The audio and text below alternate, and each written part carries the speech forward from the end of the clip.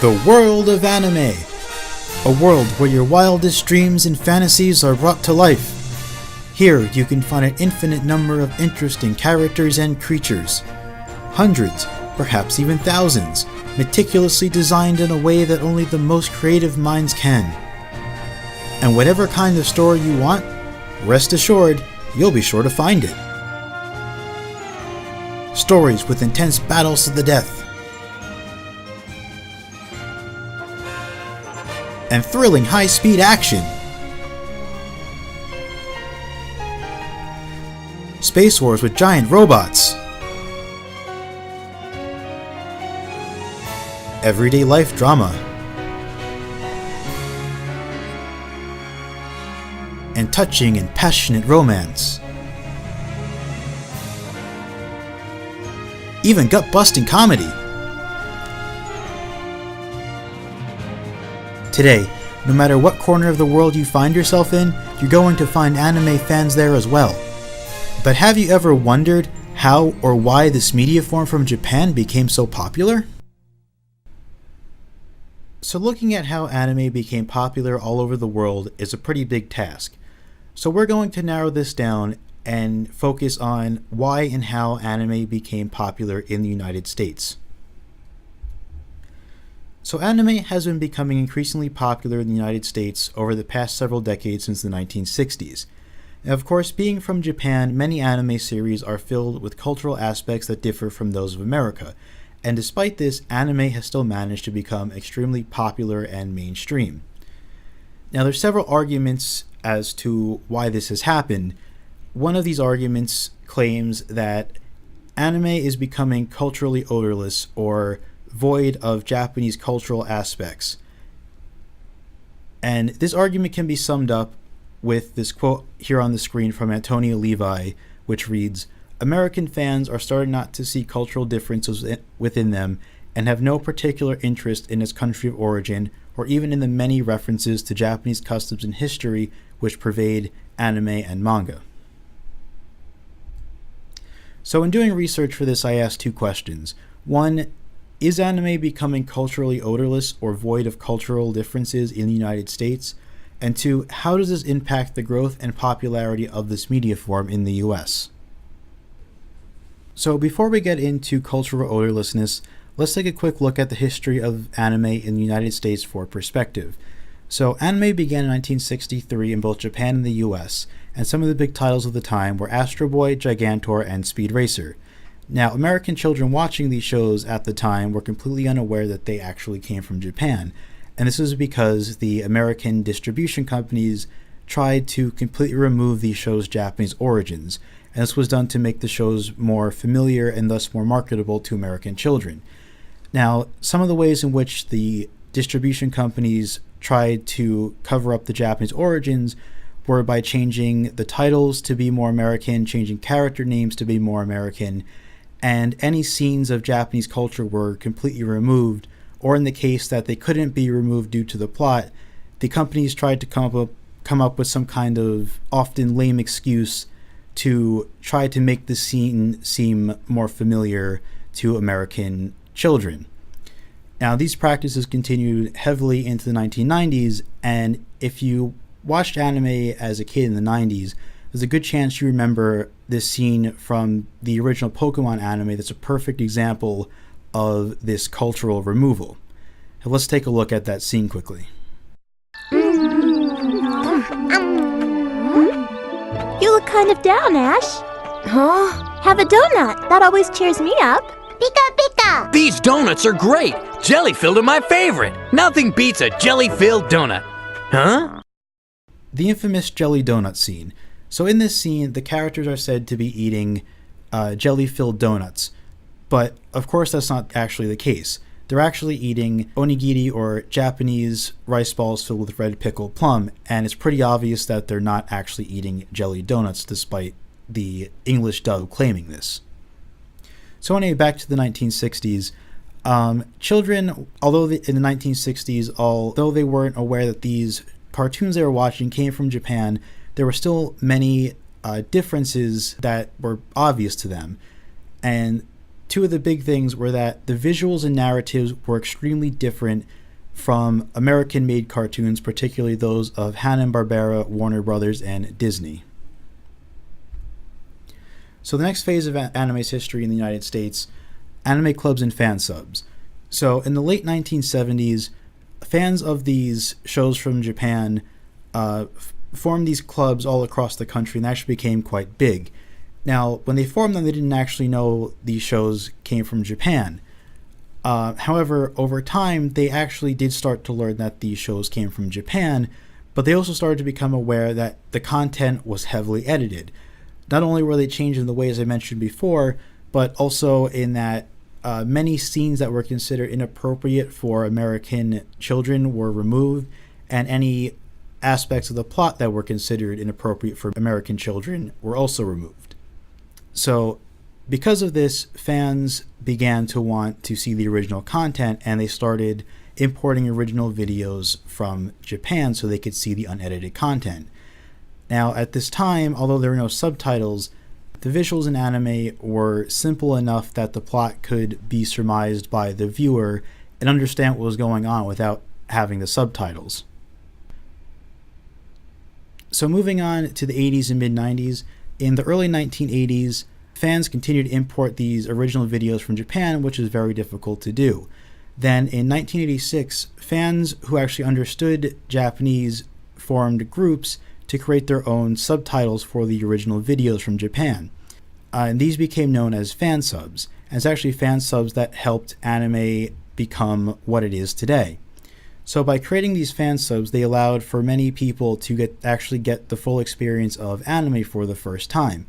And this greatly helped anime grow in popularity. The negative side to this is that due to the growth in popularity, the anime companies in Japan became aware of their videos being distributed illegally in the United States, which is a form of copyright infringement.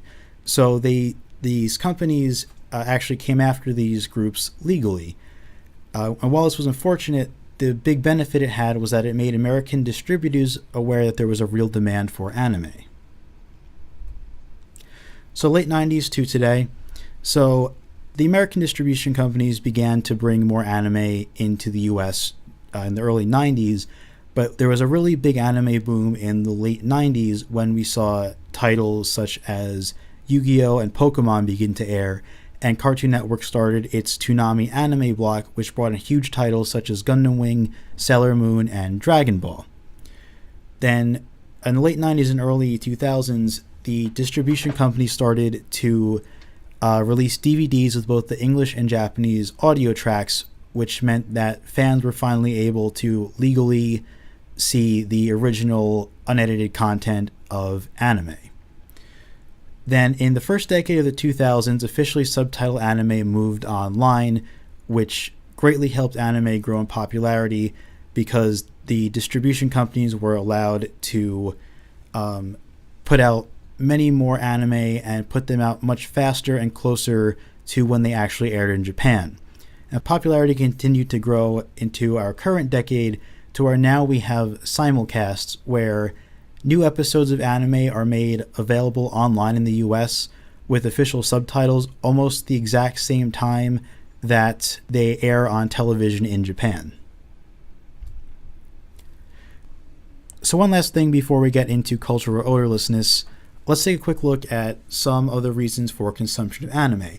And while there are many reasons for this, one of the big ones is that anime is very different from American cartoons in that anime covers a wide variety of topics and genres such as action, adventure, sci-fi, to romance and rom-coms, everyday life dramas, historical fiction. Basically, you name it, they got it.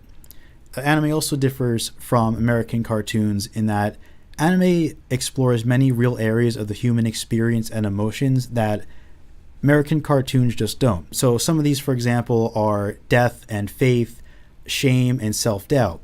As an example of this, on the screen I have a scene from the anime Naruto where the character Jiraiya is killed, and then we see Naruto crying as he tries to cope with the loss of his teacher.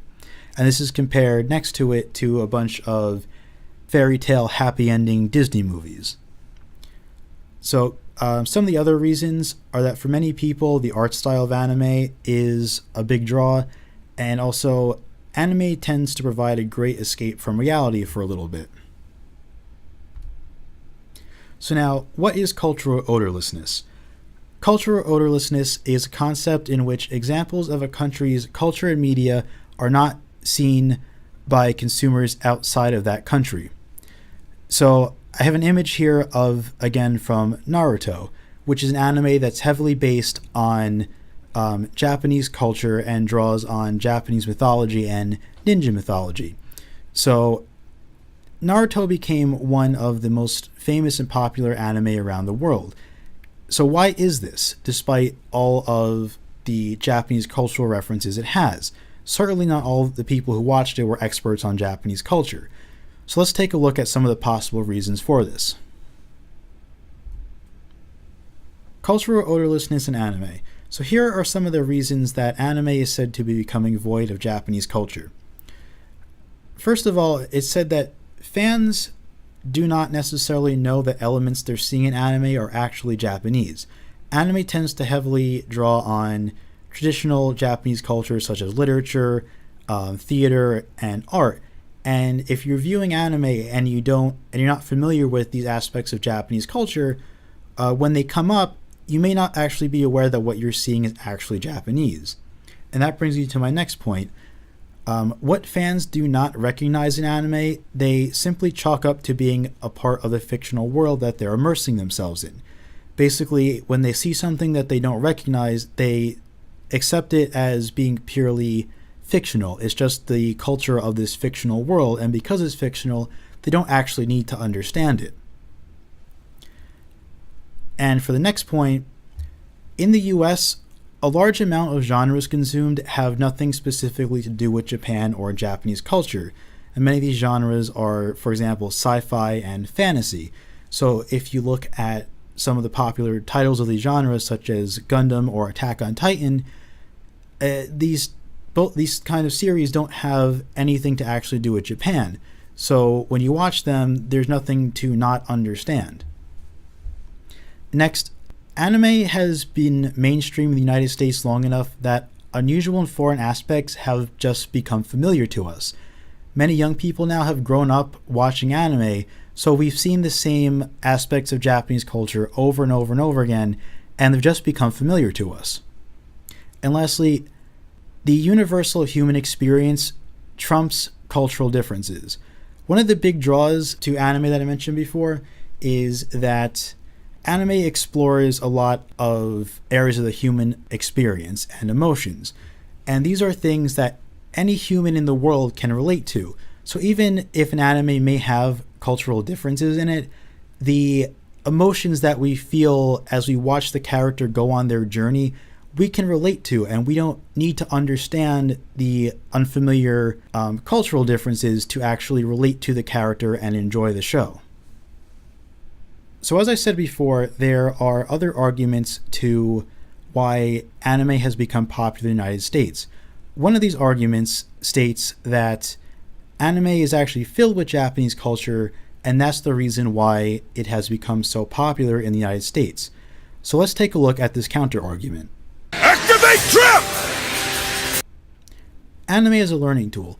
So there are many anime series that are filled with unavoidable aspects of Japanese culture. And even if you're watching a series that has nothing to do with Japan or Japanese culture like sci-fi, if you're watching the series with subtitles, you're still experiencing culture because language and culture are inseparable. When you study language, you're studying culture. So it's said that when fans watch enough anime, they will eventually become fascinated with Japanese culture and the language. And in many cases, this is true. Many fans, after watching of anime, they start studying Japanese on their own, or they end up taking Japanese classes.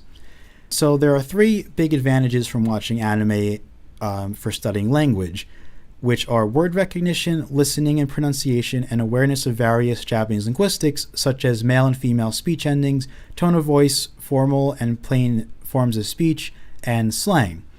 So if you watch anime, even if you're not studying the language, you may pick up on many common simple Japanese words such as nani, which means what, or ski, which means to like.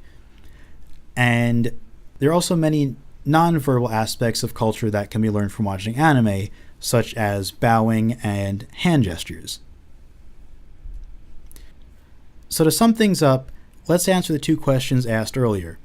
One, is anime becoming culturally odorless or void of cultural differences in the United States? No, it is not. And this is because viewers render anime culturally odorless themselves by doing one of several things. One of these things is that they select genres that have nothing to do with Japan or Japanese culture, or they accept what isn't understood as fantasy. And most importantly, the universal aspects of the human experience that are featured in anime just simply trump the cultural differences. And question 2, how does this impact the growth and popularity of this media form in the US?